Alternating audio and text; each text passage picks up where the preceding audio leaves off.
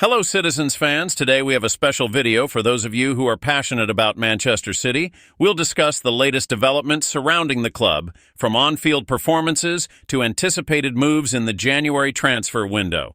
Before we get started, don't forget to leave a like and subscribe to the channel. That way you'll stay up to date with all the news and analysis about our beloved Manchester City. After a worrying run of 7 matches without a win, Manchester City has returned to winning ways with a dominant performance against Nottingham Forest. With a final score of 3-0, the team demonstrated why they are considered one of the best in Europe. This victory was not just a relief for the fans, but also a response to the criticism the team had been receiving. Jamie Carragher, a well-known football pundit, even suggested that Chelsea might finish the season ahead of City. A statement that surely motivated Pep Guardiola's squad to prove him wrong. The performance against Forest served as a reminder of the high standards City is capable of achieving. Kevin De Bruyne and Jack Grealish were standout performers. But what truly stood out was the team's unity in overcoming their poor form.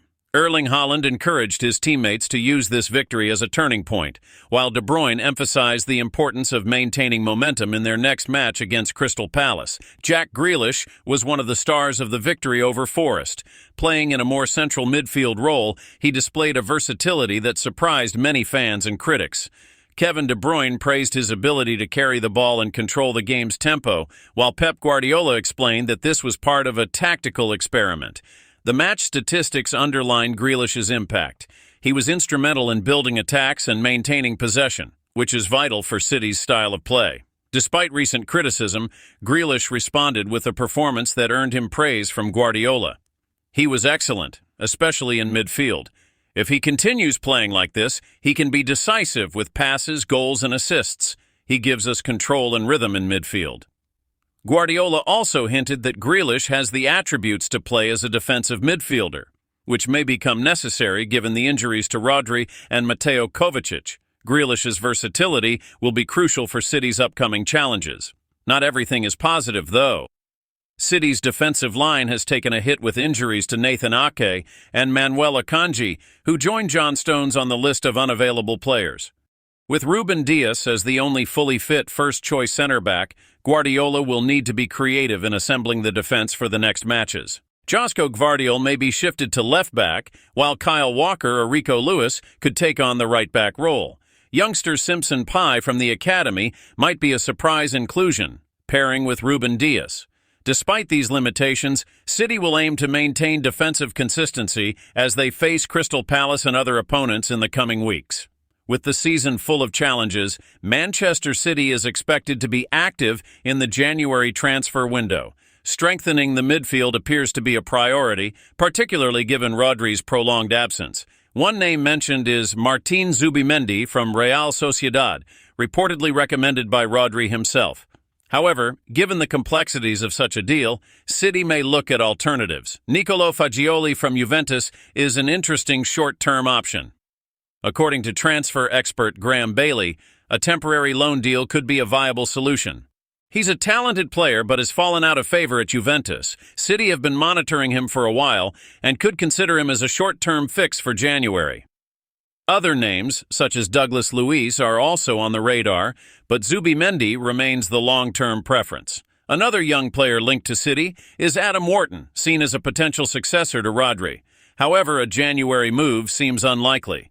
Wharton has been impressive at Crystal Palace, but his current injury may delay any negotiations. City's director of football, Chiki Begiristain, is said to hold the player in high regard. However, clubs like Arsenal and Liverpool are also interested, which could lead to fierce competition in the market. City has learned that even with a star-studded squad, consistency is key to success. The victory against Nottingham Forest showcased the team's potential, but the upcoming matches will be critical in determining whether City can reclaim their status as Premier League title favorites. Guardiola, as always, will be a key figure in this process, tactically adapting the team to its needs and making the most of every player, whether it's Grealish in midfield or young talents like Simpson Pai in defense. Although the January transfer window is often regarded as less active than the summer one, its importance cannot be underestimated, especially for teams like Manchester City, who face unexpected challenges throughout the season. For the club, it presents a valuable opportunity to adjust the squad, address specific gaps, and prepare for the second half of the campaign. The injury to Rodri and the struggles in midfield clearly highlight the need to explore the market. Moreover, the impact of new signings can be a decisive factor in both domestic and international competitions. In recent years, we have seen how timely January signings can revitalize a team. Just recall Bruno Fernandes's arrival at Manchester United, which transformed the team's dynamics during an inconsistent season. It is therefore understandable that Manchester City are seeking quality reinforcements that fit Pep Guardiola's style of play. However, the question is not only who to sign, but also how to quickly integrate them into the club's tactical system.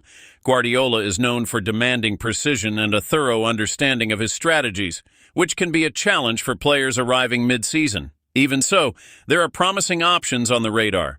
Niccolò Fagioli of Juventus emerges as an interesting short-term solution, given his versatility and experience in European competitions. Despite recent adversity, including his involvement in a betting scandal, his talent is undeniable. As a box-to-box midfielder, he can provide both defensive support and creativity in attack. On the other hand, Martin Zubimendi remains a priority target for the club, with Rodri's endorsement. His ability to read the game and control its tempo aligns perfectly with Guardiola's demands. However, negotiations with Real Sociedad will not be easy, especially in January, when clubs are typically reluctant to release key players. Whatever the outcome of the negotiations, one thing is clear: City must act intelligently. The pressure to maintain their pace in the Premier League and compete for Champions League glory demands swift and effective solutions.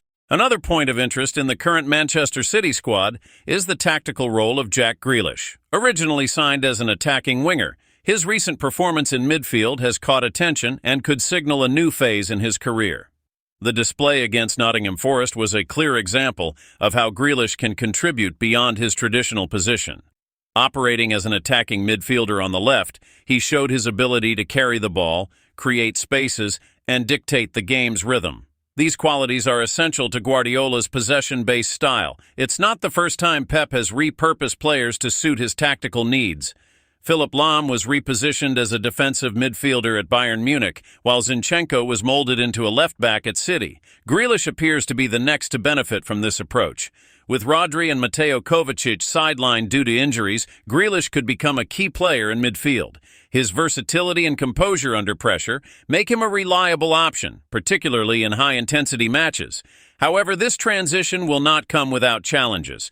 He will need to refine his defensive awareness and anticipation skills, which are crucial for playing in a more central role. Guardiola himself has suggested that Grealish has the potential to become a defensive midfielder, something few would have imagined months ago. If this adaptation is successful, it will not only benefit City, but also open up new opportunities for the player's career. The victory over Nottingham Forest was a reminder of why Manchester City remain one of the favorites for the Premier League title. However, the competition is fiercer than ever. Teams like Arsenal, Liverpool, and even the surprising Aston Villa have shown consistency, challenging City's dominance. Jamie Carragher, for instance, suggested that Chelsea could finish above City in the table, a statement that surely motivates Guardiola and his players to prove otherwise. The truth is that City cannot afford any more slip-ups. The 7-game winless streak was a wake-up call, but the team now appears to be on the right path. Building a streak of positive results will be crucial to reclaiming the top spot in the table and silencing critics. Additionally, injuries have complicated matters. With the defense reduced to only one fully fit first-choice center-back, Guardiola will need to be creative in his selections. Integrating young academy talents like Simpson Pai could be a temporary solution, but also carries risks in high-pressure matches. One aspect that has always set Manchester City apart is their collective strength. Even in difficult moments, the team shows resilience and adaptability. Players like Erling Haaland and Kevin De Bruyne remain essential pillars, but City's success goes beyond individuals. Guardiola's system depends on impeccable collaboration across all areas of the pitch. The victory over Nottingham Forest exemplified this. It wasn't just a display of individual talent, but also a well-coordinated team effort. Every player fulfilled their role, from defense to attack, ensuring a dominant performance. One of Pep Guardiola's greatest strengths is his ability to reinvent the team even in the face of adversity. While other managers often rely on immediate solutions, Guardiola places his trust in tactical development and player adaptation. This approach, which has proven successful at various clubs, is essential for Manchester City to maintain their competitiveness. This season has brought unexpected challenges. The prolonged absence of Kevin De Bruyne and defensive issues have required changes to the team's approach, yet Guardiola has once again demonstrated that he is a master at crafting solutions out of problems. The repositioning of Grealish and the opportunities given to young talents show that he is not merely reacting to circumstances, but also shaping the club's future. For City, this is more than a short-term strategy. It's a demonstration of how the team can continue evolving even in a high-pressure environment.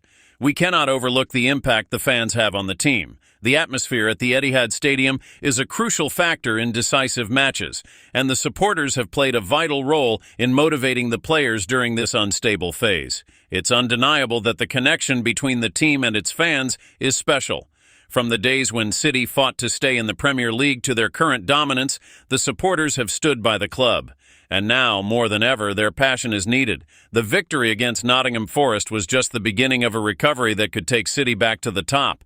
But for that to happen, continuous support from the fans will be fundamental, both on and off the pitch. While the Premier League demands consistency week after week, the Champions League presents a different kind of challenge. As reigning European champions, City enters the competition with a target on their back, being the team to beat. However, the European campaign has been marked by ups and downs. The team has shown strength in crucial moments, but has also revealed vulnerabilities that more experienced opponents could exploit. De Bruyne's absence, in particular, has been felt as his vision and ability in decisive matches are irreplaceable. Guardiola knows that tactical adjustments will be necessary to win again. The potential arrival of reinforcements in January could make the difference in decisive knockout stage clashes. Moreover, the manager will need to balance squad rotation to keep everyone fresh and ready to face Europe's best teams. Looking ahead, it's clear that Manchester City is not just a club built for the present. Guardiola's philosophy and the club's structure point to long-term planning, with a focus on developing young talent and ensuring the team remains competitive for many years. Players like Rico Lewis, Oscar Bob, and other emerging talents have shown that City's future is in good hands. Under Guardiola's guidance, they have the opportunity to grow and become key figures in the first team. In addition, the club continues to pursue strategic signings, not only to fill immediate gaps, but also to build a sustainable and balanced squad. The pursuit of Zubimendi and other young, promising players reflects this long-term vision. For those of you who have followed the video this far, we want to emphasize, Manchester City is a club that always overcomes challenges. Regardless of the difficulties faced this season, the team has all the tools to recover and continue competing for titles in every competition. Now it's your turn. What are your expectations for the rest of the season? Do you think City should prioritize the Premier League or aim for another Champions League triumph? And which reinforcements do you think are essential for January? Share your thoughts in the comments and exchange ideas with the community. Don't forget to like the video, subscribe to the channel, and activate the notification bell to receive updates on new content. Thank you for being part of our journey. Together, we'll continue to follow every step of Manchester City, analyzing, supporting, and celebrating the achievements of this incredible team. See you in the next video.